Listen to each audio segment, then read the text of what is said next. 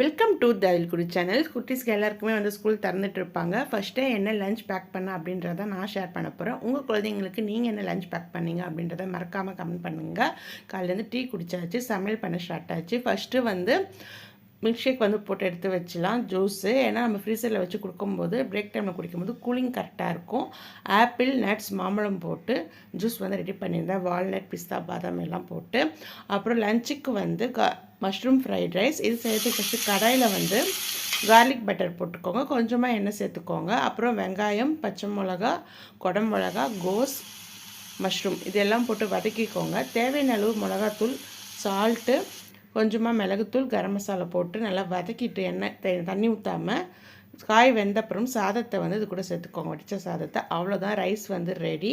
காலைல பிரேக்ஃபாஸ்ட்டுக்கு வந்து பார்த்திங்கன்னா மிளகுத்தூள் போட்ட முட்டை தோசையும் கார சட்னியும் தான். ஸ்நாக்ஸ்க்கு வந்து தாளிக்காத முக்கடலை சுண்டல். இதுதான் நான் வந்து பேக் பண்ணி கொடுத்துருந்தேன். அடுத்த லஞ்ச் பாக்ஸ் என்னன்னு நாளைக்கு பார்க்கலாம். பாய்.